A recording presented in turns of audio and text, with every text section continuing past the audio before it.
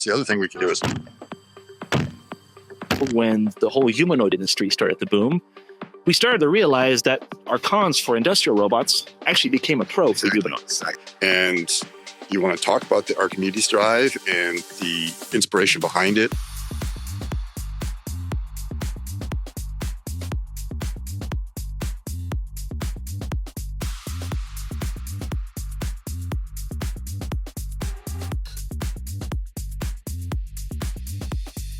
All right. Morning, Thibaut. Welcome to the Soft Robotics podcast. Thank you, Scott. Thanks for having me. Yeah. So I really look forward to the conversation that we'll have today. I know we're in a beautiful scenery in Munich, Bavaria, in Germany. So it's as a European, it's feels a little bit like home, but it's nice at least for you to kind of see it as well a little bit. You might think we're in a beer garden, but actually we're not. We're between two halls at the Automatica 2025 trade show. And what's your impression so far? It's really good. So I think this is the third time that we're here. Mm-hmm. So, in the early days of the company, I came here actually myself as the very first person to kind of set up a small booth. And every single time we come back, our booth gets a little bit bigger. Yeah. And you definitely see it progress from how it was 6 years ago to where it is today. Mm-hmm. And for us, I think it's one of the most important trade shows for us to go to. Oh, yeah. It's the same for us. Yeah. I think the first time we were here was like 2006 or something like that. So it's like 10th or 12th trade fair, and it's the biggest one for us. Mm-hmm. So it's the most important one, and there's a good reason why, and it is really the biggest automation trade fair in the world. Yeah. And you can see that when you walk these different buildings. Yeah. So the one thing I noticed walking around the buildings, being a robotics guy, I saw lots of robots out there. Yeah. Every booth doesn't have a robot; they have like lots of robots, like the cobots, the normal industrial robots. But when you walk through there, you probably weren't counting robots; you were counting like servos. Exactly. Yes. I was counting servos and I was counting actuators. Well, it's funny that you say that, because every time someone comes to our booth, how do I know that person is a potential serious partner or client is where they look at the robot. Yeah. So we have a Delta robot at our booth, and we have our actuators up top, and it's doing some pick and place manipulation on the bottom. And when people come by and the first thing they do is look at the bottom, then I know they're less interesting than when they come by and the first thing they do is they look at the top. Yeah. Because then I know right away that they're interested in actuators and drive systems. How it works. And how it works, yeah, exactly. Because, the Delta robot is kind of a magic robot. You look at it, it's like, well, wait a minute, where are the motors? Yeah. And they're way up top. It's a parallel kinematic mechanism. And the whole idea is it's not carrying any of the actuators, so it can be really, really fast. Now, do you know what inspired the Delta robot? No, I don't, actually. Visit to a Swiss chocolate factory. Interesting. The best ideas are always inspired. So, yeah, it goes back to the 80s. Can I use that quote, by the way? Oh, yeah, absolutely. And so, again, it's the idea of packaging problems that you have when building robots is that it's one thing to make a kinematic mechanism. The other thing is like, how do I make the darn thing move? Yeah. And then the complexity is there when people realize that motors are big and bulky, and you don't want to put it at the very end of the arm because now you're reducing the payload. You want to move it to the front, which needs some weird transmission system. And also the actuators that had to improve over the years. So to go way back to the 1980s, robots had ball screw drives, which were linear actuators, which I've always said it's rather silly to take rotational motion, turn it into linear motion to then convert back to rotational motion. Why not go right to the source? Yeah. And because back then the motors were not energy dense enough. They didn't have a support. That was the only way you could do it. Makes sense. It improves. You can start to get the actuators to stretch. Now, the same thing, of course, I really like the humanoid bot strategy from all aspects of robots. And again, that's the problem, is that we can very easily make a mannequin or something like that looks like very much like a human. It's like almost perfect representation. It's like, I can make that thing move. Oh, we'll put motors in there. Okay, get started, And then you begin to realize how complex it is. And how do you get the motor torque you need? How are you able to deliver? How do you make it safe? Which is the biggest thing. So everyone asks me, when am I going to get a humanoid bot in my house?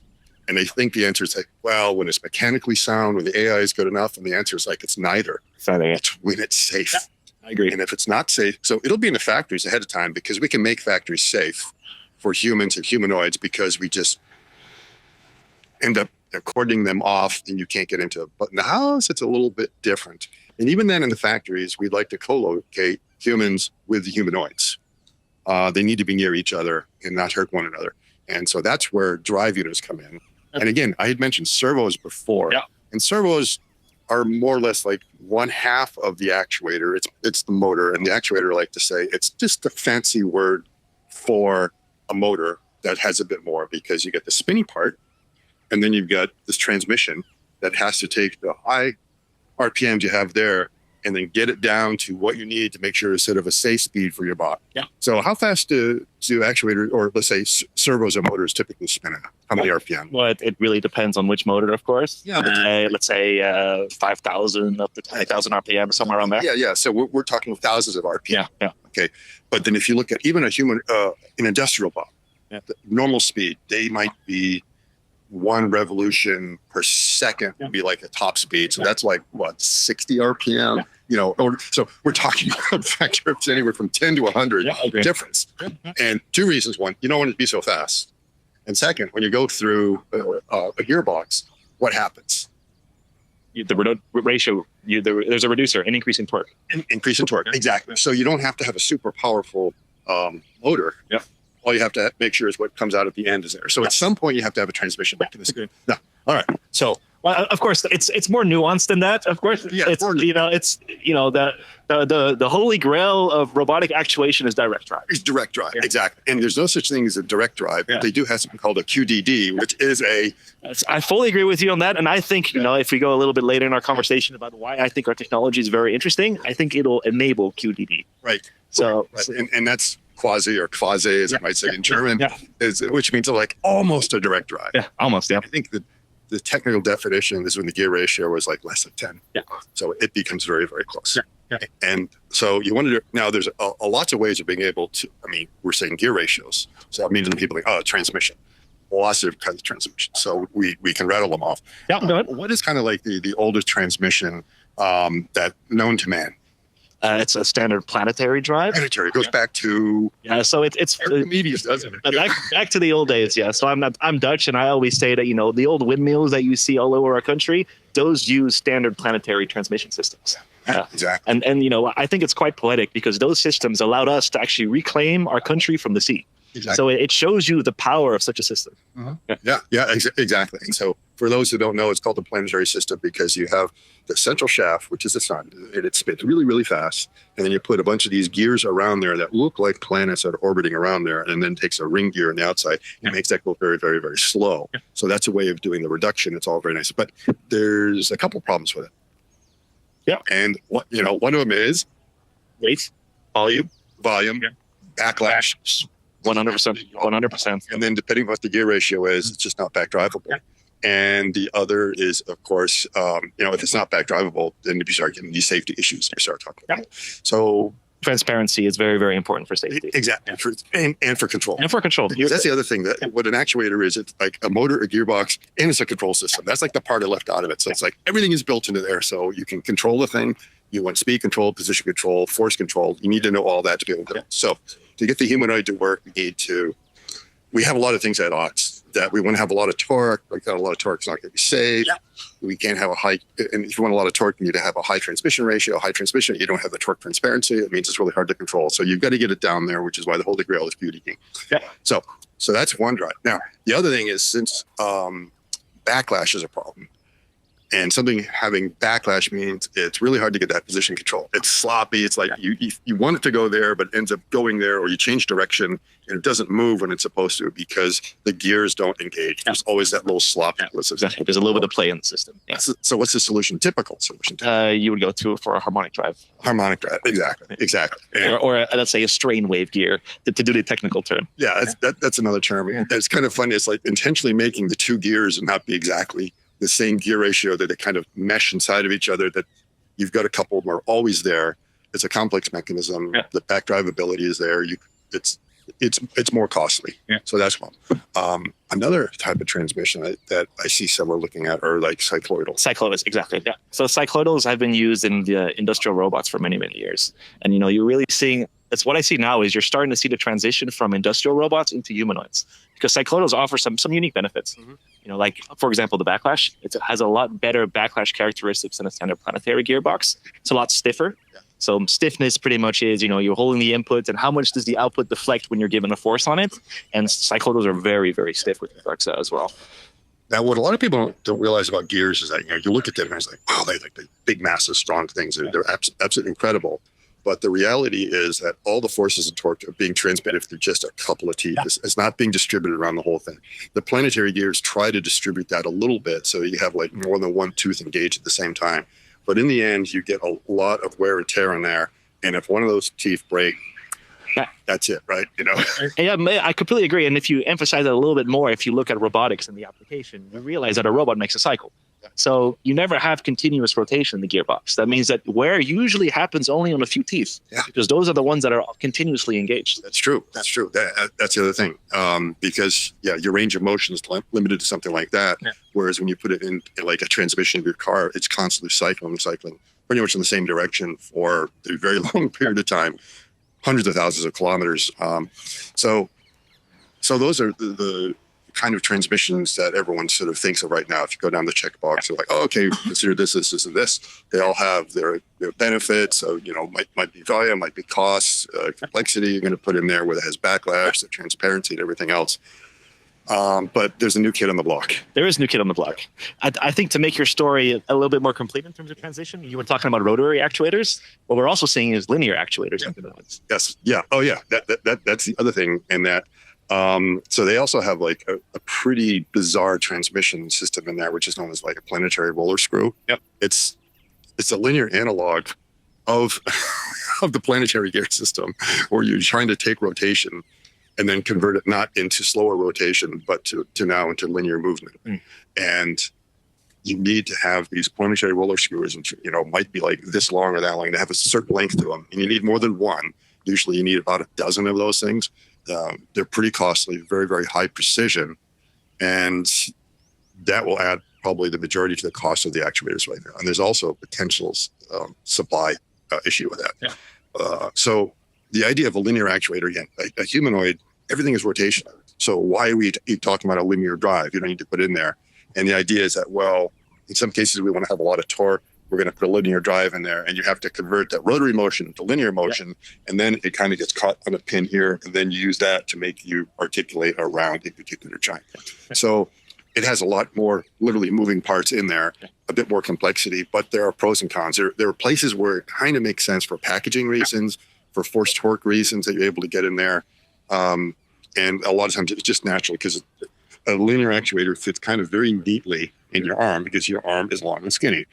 And if you want to put a rotary actuator in there, it's like, oh, it doesn't quite fit right. It's really bulky. Well, let's say, in my case, it wouldn't fit. You could like fit them in there. Maybe it'll work, yes. Exactly. So those are different cases. But at some point, you still need to take high-speed rotary motion and slow it down a little bit, and be able to come up with a robot which is going to be safe, that you're able to control correctly. And I was looking at different kinds of transmission systems. And you want to talk about the Archimedes Drive and the inspiration behind it. Sure. And I guess we can a little bit say, it's like, think about planetary gears and how they work.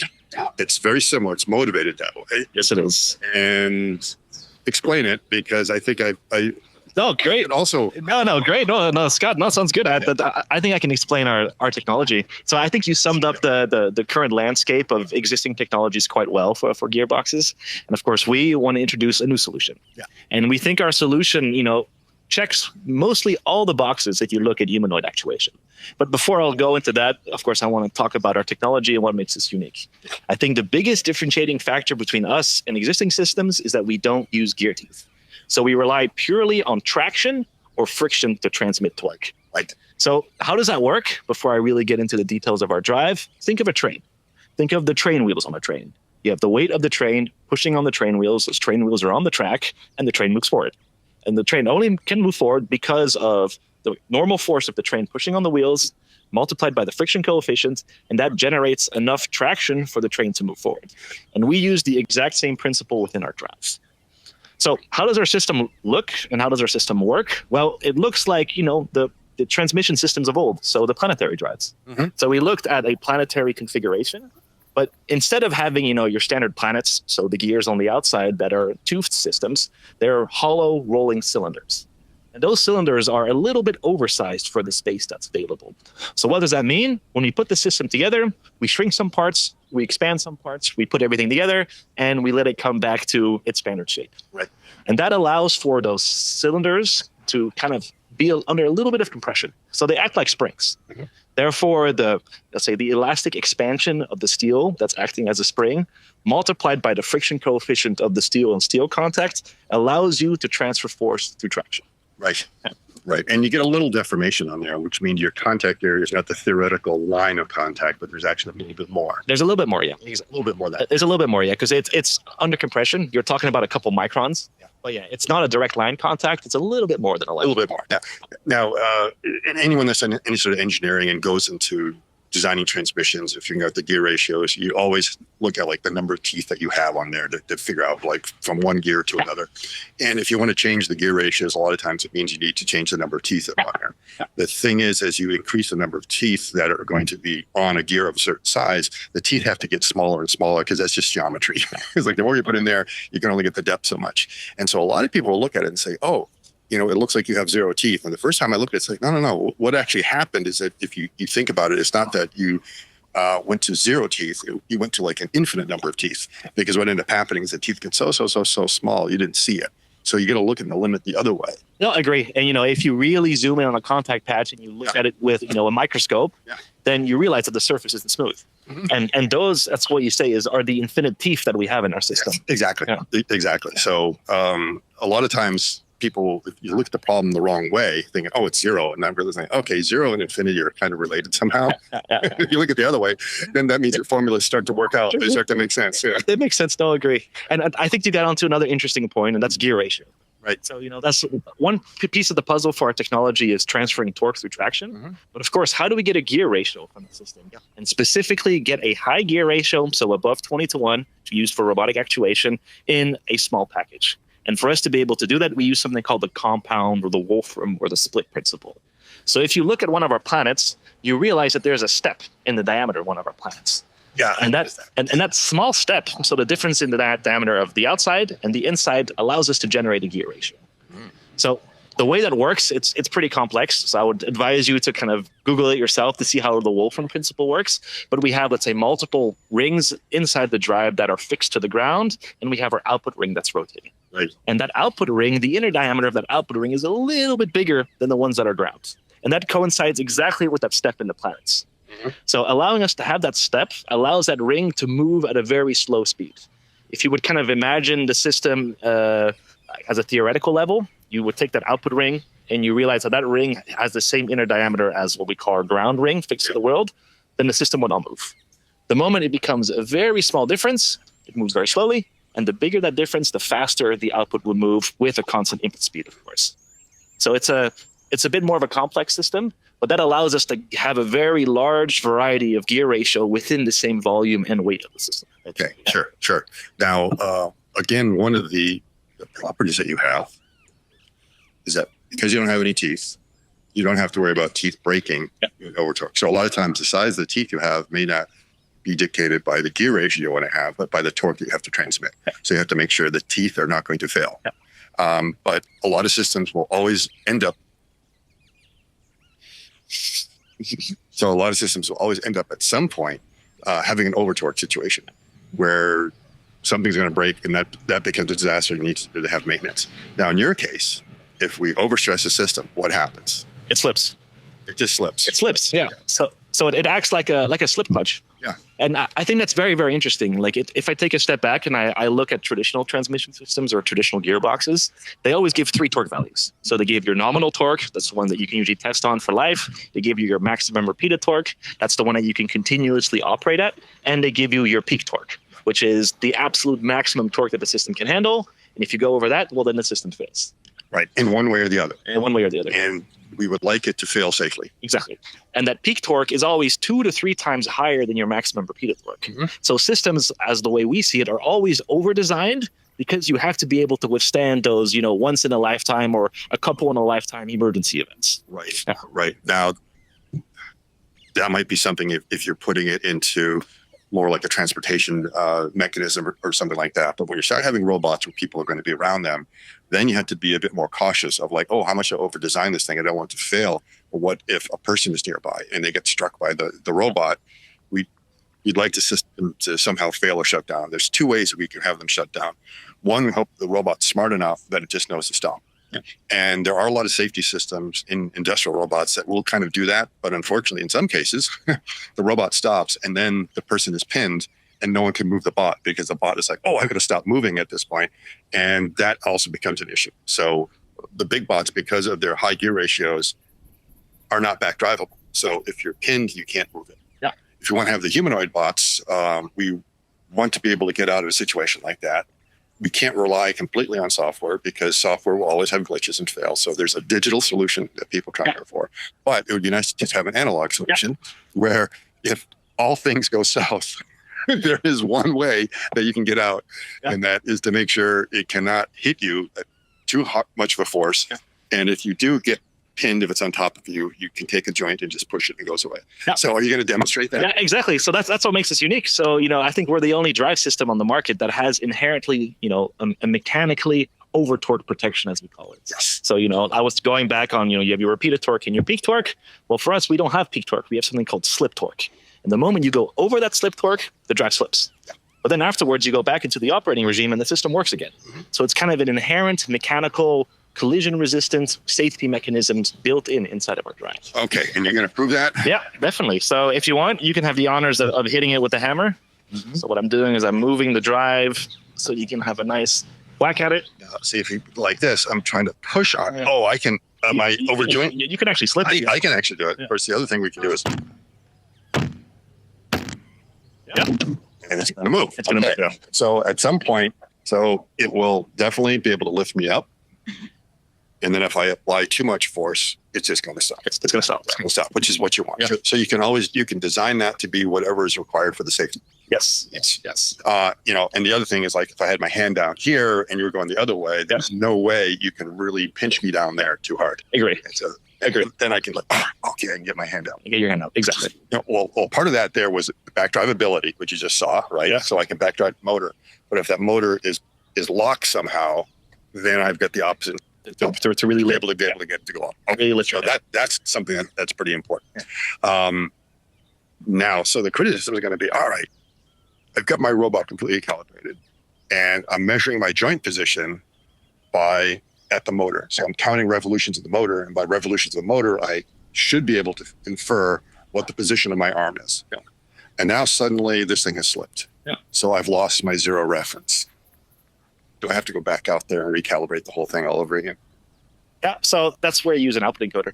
Okay, so that's exactly it. So the answer to the question is that you don't measure on the input, you measure on the output. You measure on the output, All right. So you assume that the system as a whole is just one system. And instead of measuring at the input with the motor, we look at the output of the drive. Yeah. In some ways, measuring at the output is the safer way of doing it. Even though a lot of systems measure on the input, there's like an implicit assumption about what's going on between the input and the output. Yeah. And if something breaks in between there, you don't really know where you are. Yeah. So you are literally measuring where it's more important. That's where you need to have the information. Exactly. Now, you would compare some of that to sort of what's going on with your motor behind it, the scenes, or the control system to get an idea of whether the torques and everything are where you want them to be, whatever the path is. So a lot of times you do want both of that information. I agree. But the most important one is if you want your elbow at 45 degrees, let's measure at the elbow and not measure at some actuator or motor someplace else. And you're seeing that in humanoids. So most of the humanoid actuators are actually measured at the output.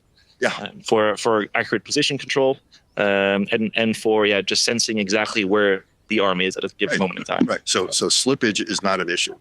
That's fine. And again, it makes sure it's going to be safe in a variety of different situations, digitally and also in the analog. Okay. So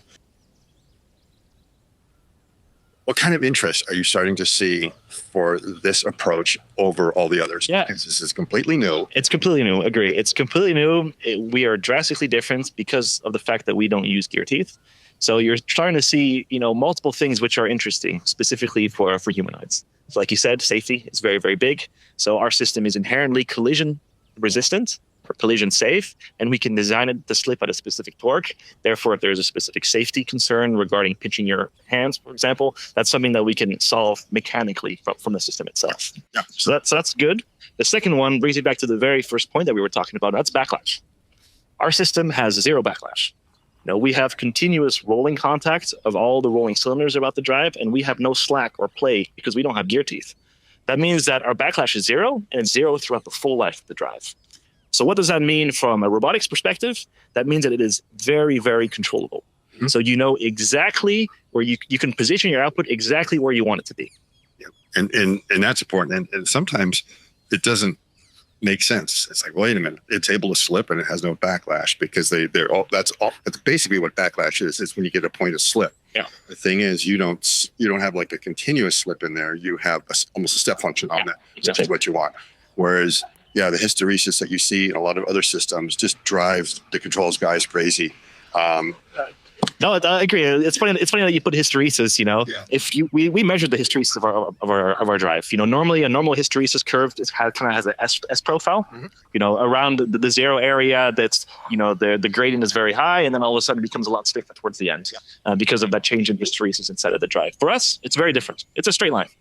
Mm-hmm. Because our contact mechanism is the same across the whole torque spectrum until you slip, and then you have full slippery system. And you don't get any of those surprises. And I've learned myself over the years, like some of the prizes you get a robot and you want it to draw a circle, and you go down there and it draws some ellipse. Oh, wait a minute, I programmed it to draw a circle. And why is that? It's because if I've got a pen on my robot industrial arm, a lot of this movement is being done with the first axis right here. So like it's going back and forth this way. So I start here, I move over to there. Now I have to change direction to come back. And at the moment you change direction, suddenly you get that backlash where it takes a fraction of a movement of the bot to be able to engage and go in the opposite direction. The problem with the first joint is it's really far away out here. Now you probably play soccer, right? Football, as we call it here in Europe, yes. Is it easier to kick the ball in the goal from the penalty box or from midfield? From the penalty box. Right. Why?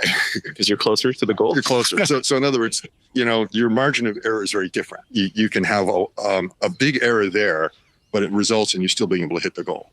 You do it from midfield, you have to be right on. If you're just off a little bit, you're going to miss the goal.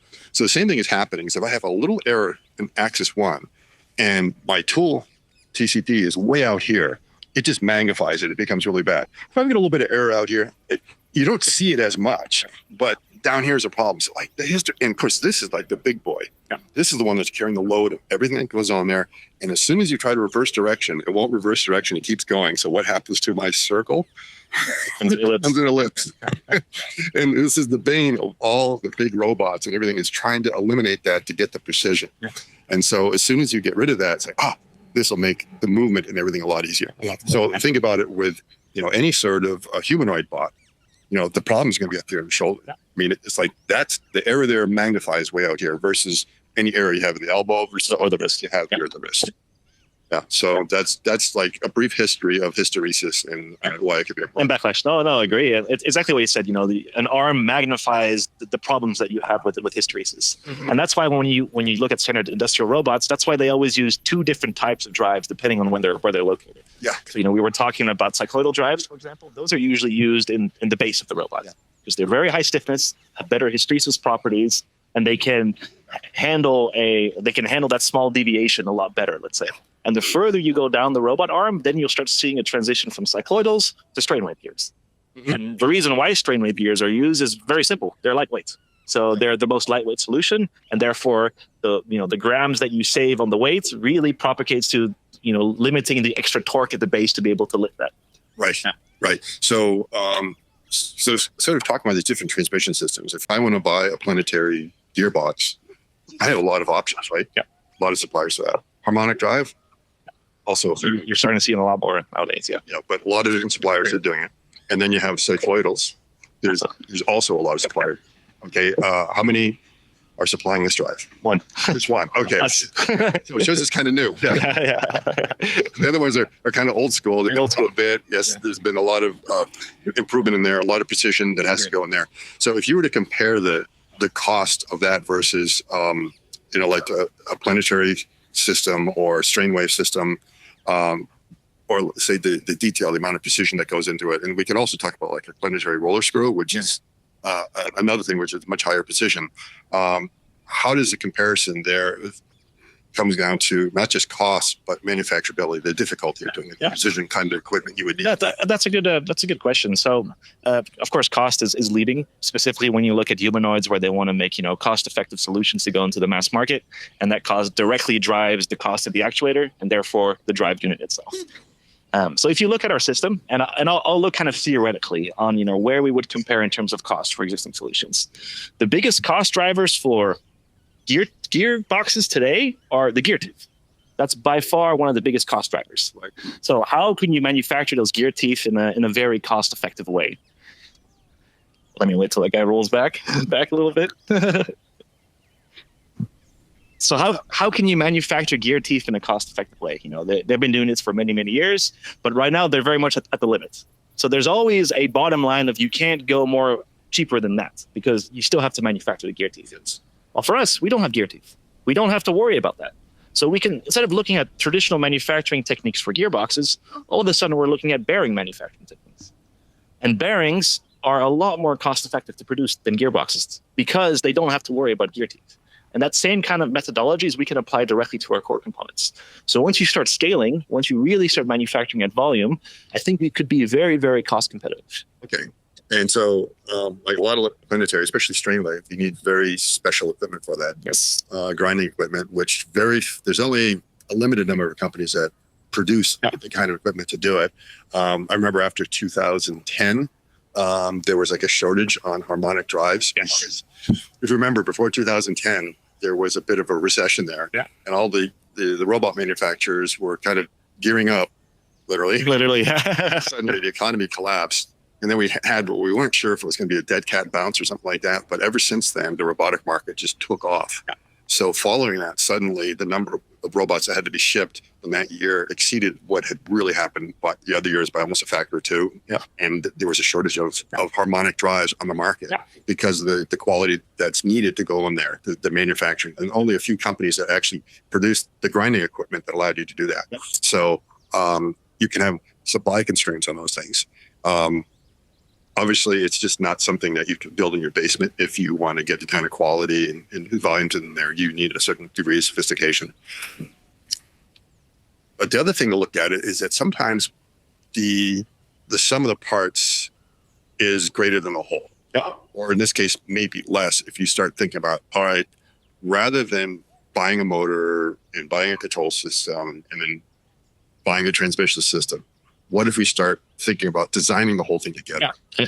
And not like these Legos that we put together, but something completely together. Yeah, and an integrated actuator. Absolutely integrated. Yeah. And you would get a lot of things, I imagine. One would be cost. Yeah. One would be performance. Yeah. One would be better space. Yeah. Yeah, and that goes back to the quasi-direct drive that we were talking about earlier. Before I dive into that, I thought it was very interesting that you said that, harmonic drive was the bottleneck of the industry. Yeah. And it still sort of is the bottleneck of the industry. Because, like you said, there are more manufacturers making strain wave gears, but it's very, very difficult to achieve the quality that the industry requires. Yes. So some can make it and it works fine for, a year, the robots. But then all of a sudden, the performance decreases drastically and you can't use it anymore. So there's a difference between making a strain wave and a good strain wave that can be used for industrial robots. Harmonic drives aren't just in robots; they are also in EVs. Yeah, yeah.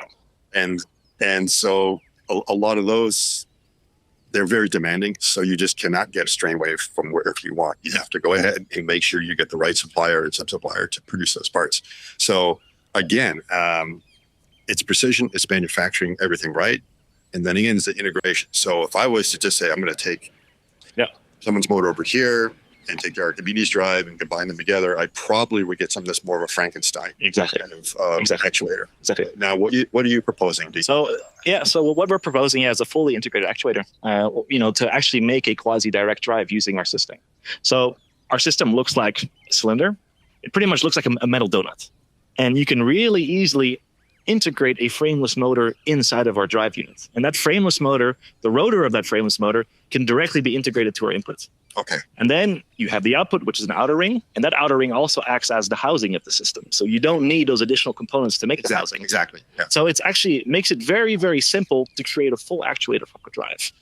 And because of the properties of our system, the very nice linearity of the hysteresis curve, the high stiffness of the system, the zero backlash, the high efficiencies at low gear ratio, because of our drive, we would finally be able to, enable quasi-direct drive systems.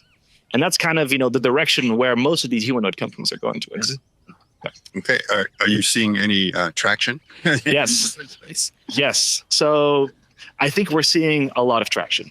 I like the word traction, by the way. Very good. It wasn't intentional.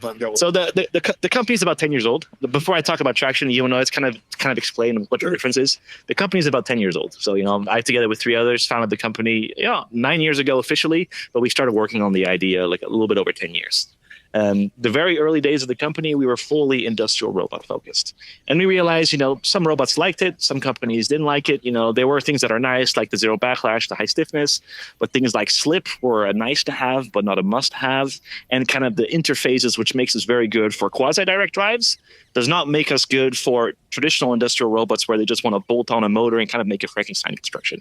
So there were some pros and cons. So they liked it, but they weren't really super excited. Fast forward to about 3 years ago, when the whole humanoid industry started to boom, we started to realize that our cons for industrial robots actually became a pro for humanoids. Exactly. So the slip, they absolutely love it. The quasi-direct interface, drive interfaces, they absolutely love it. The high efficiencies that we can achieve at low gear ratios, they absolutely love it. So all our cons all of a sudden became pros, and that added on top of the pros that we already have. So just by on paper and the analysis that we're doing, these humanoid companies are getting very, very excited. Yeah, and again, a lot of people sort of watching this at home would probably be saying, "Oh, the thing slips. No one's going to buy it for that." And then you begin to realize what seems to be a weakness is actually the strength of the system. It's be able to do that. And if I want to dive a little bit deeper in that, humanoid companies want their actuators to slip. Exactly. That's why it becomes an advantage. It becomes an advantage because they want that kind of inherent safety mechanism inside of the actuator themselves. But still thinking that, okay, so you get that, but you don't want to have the backlash of hysteresis. Yeah. And for a lot of gearboxes, it's maybe not a big deal if things are always moving the same direction. So like in an automotive transmission, if you're just going straight ahead, once the gears are engaged, they remain engaged and there's not a problem. With humanoids, you're going to have a lot of fine movement. You may have motor movement, which is just a slight movement this way and a slight movement back. You got to control to get that detail. And if you do it with a lot of normal systems, you will have a little bit of backlash, which makes it like really tricky. And if anyone was ever tried, you probably tried to remote control things, something like that. You get that little precision and you move it a little bit, and darn thing overshoots. And then you try to, and it comes back again because you're trying to figure out when is that thing going to engage right. Now, if you don't have it, your precision becomes a lot better. So that could be also, I would see another upside of not just the fact that you have at some point of a torque that's going to release is going to slip at, but that you do not have the backlash. Yeah. And that's the thing that really has to be pointed out. It's not just the slip torque. It's also the fact that you don't have backlash. You also have backlash. Yeah, it's the combination of everything. Yes. So these humanoid companies, people always ask us, what's the one thing that they really like about your drive? And I say, it's not one thing. It's the combination of multiple aspects of our system, like the zero backlash, the slipness, the slip, the stiffness, the cost effectiveness at high volumes. They sum all those parts up. They look at existing technologies on the market. They do pros and cons, and eventually they decide that our technology could be very, very interesting for them. Right. Especially if you integrate everything, and if you start designing the whole package as one, just rather than thinking of things that you bolt in there, you put them in, you'll have a lot of advantages of scale. So, how cost sensitive are the humanoid bot companies? Very cost sensitive. Okay. There are two things which they care the most about. That's cost and weight. Yes. Okay. And if you look at a normal humanoid bot, there's roughly 30 structural actuators that are needed to go from the feet all the way up to the head and out to the wrist. And then we have the fingers, which is like, that's something else. And that's going to be a costly part of the structure. Yeah. And let's not count the actuators you need there because they're all over the map as far as that. But for a typical humanoid, you're looking at about 30 actuators in there. And that means if each actuator costs $1,000, my bot is going to cost a minimum of $30,000, not including all the other stuff I have to put on top of that. So is the $1,000 actuator something that is achievable? Is that like the high end or is that the low end, you believe, in the cost of an actuator? So that should, for the humanoid market, that should be the high end. The high end, right. You cannot come up with an actuator's cliff. Now, what's the ideal number? You divide it by 10. Yes, everyone would like to have it for 100. So at that point, that means the actuators, which will probably always be the most expensive part of the bot, will then be around $3,000. Yeah. And after that, you start summing up the parts for the rest of the body. It's really hard to come up with another $7,000. I mean, it's like, yeah, there's technology that's rather advanced and impressive, but at scale, when you start talking about like the chips that are going to be needed, you can get them fairly low cost sensors, cameras, stuff like that. It's really hard to get up to like $7,000. So if you're able to get it down to that level, you're talking about probably a sub $10,000 bot someday. Yes. Now, how soon do you think we will be able to get to a $100 actuator? It's going to take some time. Yeah. Okay. Where do you think we are roughly now? What's the? You think most of these everything's kind of customized. Yeah, so they're all spending a bit more than they are. They're spending a bit more, 1,000 on their They drives. start scaling right now. Do you think they'll be able to hit 1,000 like this year or next year? No. So it depends on how much. If they start scaling, then yeah, they'll hit 1,000. They hit about 1,000. They'll hit about 1,000 when they start. But the real question is what happens afterwards. Right. How much volume do they need to make in order to get that €1,000 down to 100 euros? And is it even technically possible to be able to do that? Yeah. And that brings me back to kind of that, fundamental inherent problem with existing transmission systems or gearboxes, and that's gear teeth. And those are really driving the costs of actuators. Mm-hmm. The manufacturing of those gear teeth, the complex materials that you use, that there are only a couple suppliers that can actually make them at those quantities with the quality that you require. And that kind of limits the bottom end of an actuator that you can make. Yeah. Now, if you look at building a humanoid bot, everyone's trying to figure out what is going to be the limiting factor there. Is it going to be, am I going to have enough cameras? Am I going to have enough batteries? Is there going to be a supply shortage of that, on chips and everything else? And then there's something about actuators, and we assume we will be able to build enough motors if we need to do that. And one area that was identified was this planetary roller screw, which is basically for things that are linear drives. And each of the actuators needs about 10 of these things. So that would be quite a bit. And it turns out when you look at the equipment that generates these things, they're not like standard threaded screws that just get pumping out of a machine. They're the machines that are producing things are producing in the order of single digits per hour. Yeah. So it's like, oh my God. And if you want to build a million Tesla bots, and each one of those actuators is going to require about 10 of them, and half of the actuators in Optimus are linear. 14 to be exact, and assuming about 10 there. If you build a million of them, you need 140 million per year to be able to do that, which means you need equipment. And it turns out the equipment that's producing it is producing on single digits per hour. Then you start running the math like, wow, that's going to be a lot of these machines that are going to need to do that. So as you start to scale up, you begin to wonder how big does a factory have to be, how difficult it is. So the reason I'm bringing that up is that, is it a similar issue with that? It's like, how quickly do you believe you could start producing all of the components that are needed for the Archimedes Drive? And are we going to require like a huge factory to be able to work with lots and lots of equipment, or is it something that's able to produce it at much higher rates? That's a good question. So there are two parts to it. So, of course, our drive is unique, and we have some unique components in there, which is different than anything else on the market today. So we will need to have, let's say, custom machines or modifications of current machines to be able to manufacture those parts. But I think once we have those modifications and we start to really fine-tune kind of how you would make them, then we can really easily scale and grow the manufacturing process. And that brings me back to, why I think our drive is cost-effective at high volumes. And that's because it resembles a bearing.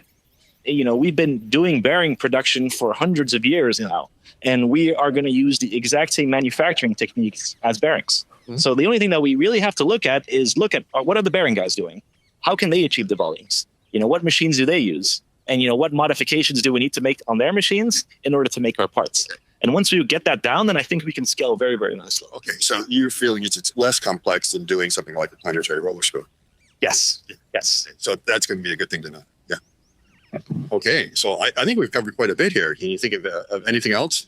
Yeah, so maybe what's interesting is the moment we talk about complete systems and actuators, I think it's good to kind of discuss what I like to say kind of old age robotics, which is your typical industrial robots, and your new age robotics. So, your humanoids or robots that work what I like to call unpredictable working environments. If you would look at old age robotics, their actuators are quite simple. You would have a motor. After a motor, you'll have an encoder. You'll maybe have a brake. Then you'll have a reducer. Then after that reducer, it's the output into the robots. It's a very nice system. And usually if you want to optimize for that, you want to have a very low weight and high precision. So what you'll do is you'll end up with a cycloidal drive or a strain wave gear with a very high gear ratio, because then you can have a small motor and the system becomes light. And, that solution has been used for about 50 years now within the industry, and it's fully been optimized, and it's a great solution for the industrial robots that you see today. Now, if you look at the humanoid industry, then all of a sudden it becomes very different. The moment you take a robot outside of a controlled working environment and start putting it into an environment with people, with external factors that you didn't predict for, then all of a sudden you have to design your actuators very, very differently. You're talking about actuators that can withstand unpredictable collisions, that are inherently safe when they work alongside humans, that are very controllable, and that are able to react very fast to stabilize an inherent unstable system. And then you're starting to realize that the actuators of old are not the same as the actuators of new. They kind of give you an idea. We were talking about quasi-direct drives and the direction this industry is going for. And they're actually, if you're looking at the reducer, they're looking at the complete opposite direction of industrial robots. Industrial robots want high gear ratio, so they can make this motor small. Yep. Humanoids want low gear ratios, so they can have a low reflected inertia to be able to withstand collision events. And they have a low gear ratio, which allows the output to move faster with an input of the motor to stabilize the system. And all of a sudden, when you have to design for a low gear ratio system, your full actuator looks different. You need a bigger motor.